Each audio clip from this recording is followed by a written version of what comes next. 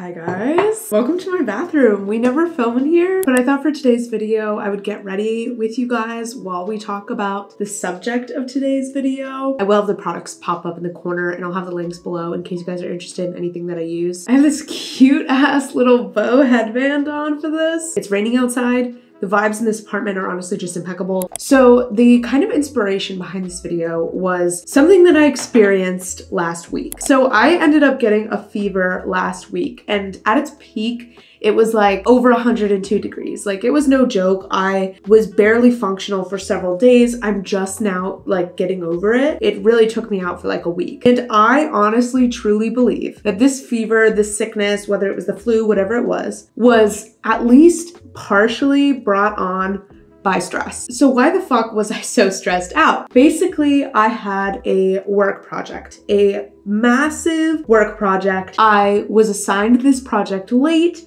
I felt I didn't have the time. I felt I didn't have the resources or the skills to do this project. And so it had been worked up in my head into this massive thing, this bigger thing than it needed to be. Yes, it's fair that I was a little stressed out about it because this project basically could determine whether or not I have a job at this company after my year internship is over. And so there were some stakes, but realistically, I built this shit up. Like, I did not need to have such a crazy stressed out look on this whole assignment, but I did because I, quite frankly, was scared that I was going to do a bad job. I was procrastinating like crazy. And I think we all know that procrastination leads to more stress, right? So I wasn't working on the project. The time was ticking down. I was stressed out of my mind. And instead of just getting started on the assignment, I was voicing my stresses to my mom, to my boyfriend, and just really wallowing is the best way I could say it. I was really playing victim, which, first of all, I think one of the worst things that you can do if you have issues with stress or anxiety is just keep running your mouth about the thing. It's not going to do anything for you. It's just going to turn it into a bigger and bigger drama. And that's really what it comes down to, right? Was I built all this drama around this assignment. And the way that I know that my stress and anxiety is really, really bad is when I have the thought, oh, I wish I could get sick. Like, I wish I was sick. If I find myself fantasizing about getting sick so that I could just tap out and be freed of this obligation, that's how I know it's bad. And I don't ever want to get to that point again, because what a twisted thought to have, wanting to be sick. Like, our bodies are so important, and it's so hypocritical because literally in my 2023 reset, I set all these goals about prioritizing my health, taking care of me first. And then here I was literally wishing to get sick because I was so stressed and I had pushed myself to that point of just like utter like panic and wanting to be basically tapped out. And I got what I wished for. We've all heard it. We've all heard how stress takes a toll on our body. Stress, overwhelm, anxiety, these things have physical repercussions. We all know this, right? And if you do not take care of your brain and you don't give yourself the necessary rest and self-care and like de-stress yourself, your body will force you to relax. I know that. That's something I subscribe to 100%. And this was the proof of it. This was like firsthand experience of like,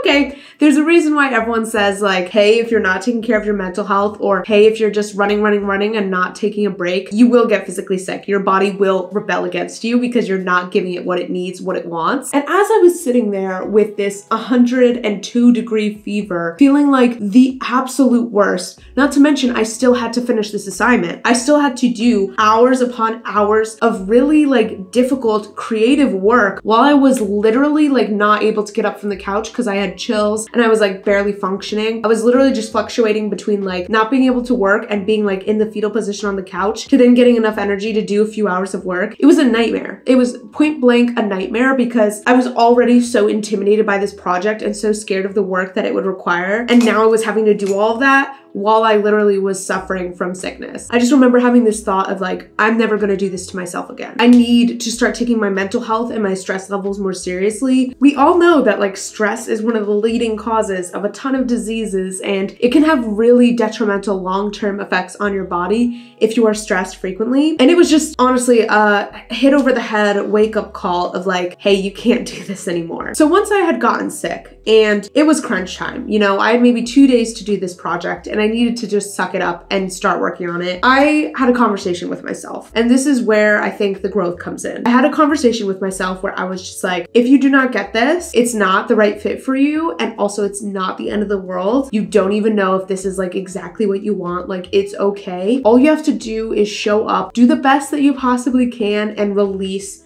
control. Who cares what the outcome is? You're gonna survive regardless. It's all gonna be okay. Just sit down, do the work, and like really just have a fuck it, I tried attitude. And that is the mindset and the conversation with myself that has always resulted in the best results and the best mental spaces. I also tried to reframe it as like, okay, this is an opportunity. If I don't get this, I'm not losing anything. I should be grateful for the fact that I have this opportunity and, you know, put my best foot forward, show off what I can do. Don't worry about impressing the audience. Just like do something that you like and something that you think is cool. Every time that I go into a potentially stressful scenario with this mindset of like, don't worry about impressing, don't worry about results, just show up as best you can, keep your stress levels down, try your best, and don't become too attached. Don't care too much about the results. Every time I'm able to go into something with that mindset, it ends up going so much better for me. And it saves me a lot of like mental and physical distress. So here's the thing with stress, right? I'm not the only person that struggles with this. In fact, I don't think I struggle with it the worst. This is, in my opinion, an epidemic of just unhealthy, unreasonable levels of stress. In my opinion, we are literally trained and brainwashed to approach life from this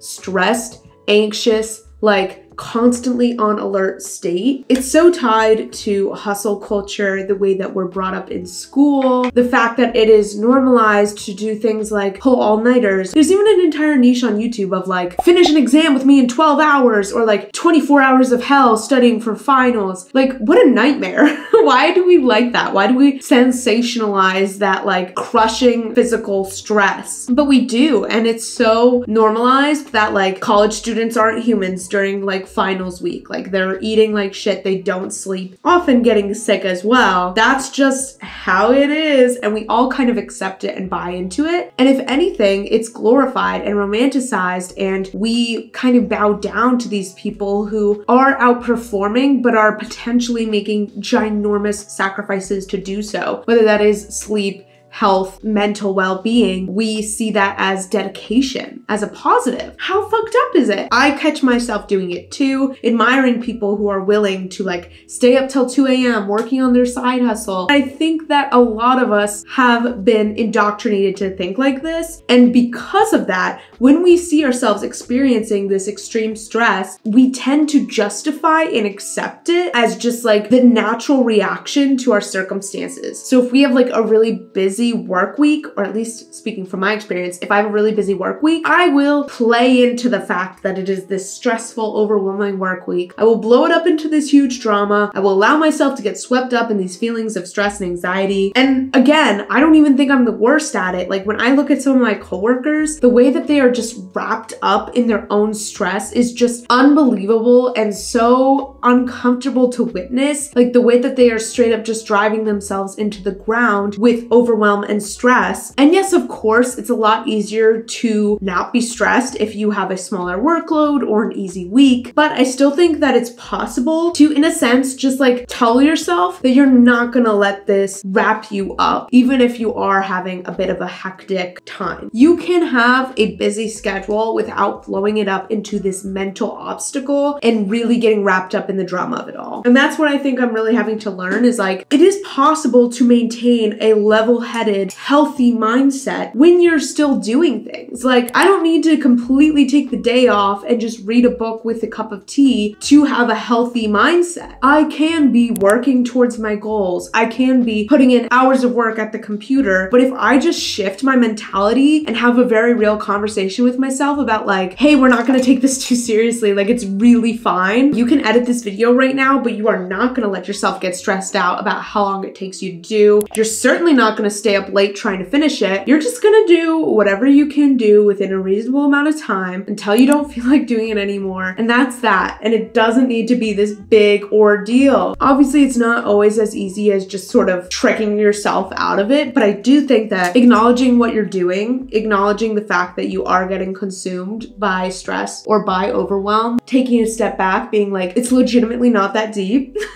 can be beneficial. And that's kind of honestly the general tone that I want to carry into 2023, is quite literally just this kind of fuck it, it's not that deep mentality. And that doesn't mean that I don't care about things. It doesn't mean that I don't still want to achieve goals, but it does mean that I'm not gonna let myself trip over it. I'm not gonna let myself get sick over some self-induced pressure that I'm putting on myself for no reason. I'm gonna perform the same way whether I grow a big stress-induced headache about it or not. In fact, I'm probably gonna perform better if I'm able to stay a little bit more relaxed and not turn everything into a fucking crisis. So like, what's the point?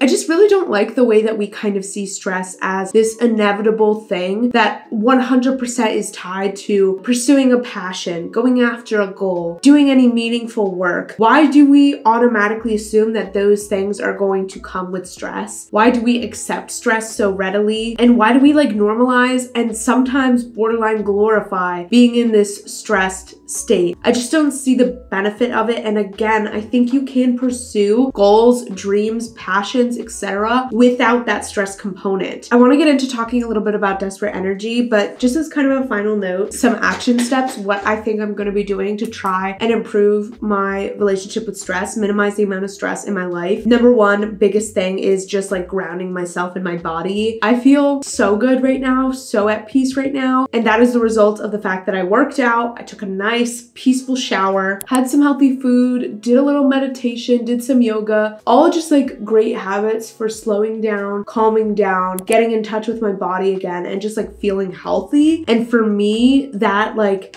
outside in approach works better than inside out. If I get my body feeling good, my mental health follows. Okay, let's talk about desperate energy. And I do really feel like these conversations are connected. I was first introduced to the concept of desperate energy by Lynette Adkins, who's a creator on YouTube that I really like. And she basically talks about how having this sort of desperate, urgent energy around the things you're pursuing, around your dreams and goals, can actually really be repelling them. And I think that I am super guilty of operating from a place of desperate energy, specifically when it comes to YouTube and wanting to create like my dream life. I'm trying to figure out how to like best describe desperate energy. It's really like coming from a very urgent, lack mentality. You're frustrated that your dreams aren't happening faster. You feel like you have to achieve these things as soon as possible or else. And you feel like getting there is this struggle, like you have to do this impossible thing and you're so desperate to accomplish that thing. It's kind of like there's a huge rocky mountain ahead of you and you feel like you have to like scale it with like a mountain pick and you're just like going up the rocky surface and you feel like it's this struggle, but you're desperately trying to get to the top. You feel like if you do not make it to the top of this mountain, everything will be over for you. It will be catastrophic. And I feel like I function from this place sometimes with my YouTube channel because I have a lot of things that I want to do. I want to be a creator. I want to have a community. I want to have the time and flexibility to pursue passions of mine like photography and singing. I want to be self-employed. I have this vision for how I want to be spending my time, what I want to do with my life. Because I see YouTube as the primary way to get there, I definitely function from this desperate place of feeling like I need to grow as fast as possible, of like checking my analytics, getting super discouraged if a video is not doing as well as I want it to. It's almost like I'm micromanaging my growth. Hi, Future Brielle is dropping in with this little note. I can't believe I forgot to mention this, but a big reason why I want to like stop functioning out of this desperate energy place is because I've heard so many creators, including Lynette Adkins, including people like Bria Jones, talk about how like the second that they released control, the second that they stopped caring about the results and started creating from a more just like authentic place of sharing what they wanted and sharing what videos felt good and they felt called to create, was the second that their channel started going off. Like when they were obsessing too much about optimizing every little thing, trying to get as many views as possible, they weren't really succeeding. But then as soon as they let go of that and started functioning from a place of like trusting the universe and also just having more fun and chilling the fuck out out is when their channels really started to take off. So every time I hear that message, and I feel like I'm constantly hearing that message, it's just a reminder that like, if you don't let go of this desperate energy, you're actually hurting your progress towards these goals, because if you relax and you lean into things and you function a little more intuitively with your channel, you're gonna have that success. Like, you've heard all these stories of people talking about how success came once they learned to relax and trust and just kind of be in flow with the universe. Can't believe I forgot that. That's like a key component of what I was talking about here. Back to the main clip. I think there's this added pressure too that like, if I want to be a musician and I want to be a creator, there's a bias towards younger people in those industries. And so I almost feel like my time is running out, even though in the grand scheme of things, I'm extremely young, because there's such a premium on like teenagers and people in their young 20s in this like entertainment world. It does create this added sense of unnecessary urgency that I need to like kick to the side because I know it's ridiculous. So all this kind of adds up into a toxic cocktail of just like being obsessed with results, wanting things to happen faster, having constant doubts and fears about like, okay, what if this doesn't work? What if it doesn't pay off? What am I gonna do if I'm not where I wanna be in 5 years? The weight of that, the crushing weight of that is so overwhelming to think about. And I always have a fear of like, oh my God, what if I'm not able to accomplish the things that I desire? And I've definitely functioned from a fearful place of like desperately wanting my life to turn out the way I want it to, being scared that that's not going to happen and that I'm not going to succeed, and just really like being crushed by the weight of that and the pressure of it, because I really do want this like incredible life that I envision, and I struggle sometimes to just trust that it's going to happen for me, and instead feel this like huge sense of urgency and this need to prove myself, prove that I can make money, like show my friends and my family that I can be successful. And it just creates this unnecessary pressure and this sense of just like operating out of desperate energy, which obviously is not going to help me pull in the life that I want, pull in the success, the abundance that I desire. So what I'm really trying to work on now is learning how to let go. Sort of with what I was talking about with managing my stress, it's the same kind of idea of like, things will work out better if I can let go of the results and really just approach things from a much more relaxed, chilled out place of just doing my very best, trusting that things are going to work out in the way that they are supposed to, and having some trust and confidence in myself. Hey, I'm like good at these things that I do. I don't need to worry about the success. The success will come. I just got to keep showing up and doing my part and staying in a good mindset while I do it, because nothing good is going to come out of me hustling from a sense of desperation. I'm like, where am I in my routine? I have no idea.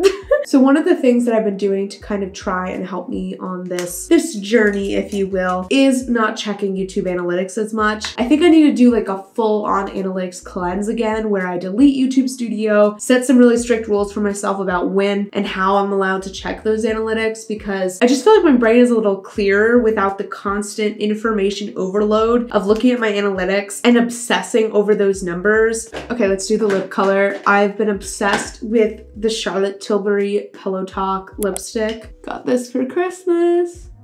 Definitely not my best work, but considering I was talking through the whole thing, I will take it. I hope you guys enjoyed this video. Please keep the conversation going in the comments. I love hearing your guys' thoughts about the things that I discuss in my videos. So let me know, what's your relationship with stress like? Do you feel like you're functioning from a healthy place or a bit of a desperate energy? Subscribe if you haven't already. If this is your first time on the channel. Hi, nice to meet you. My name is Brielle. I hope you guys have an amazing week, and I will see you next week with another one. Bye guys.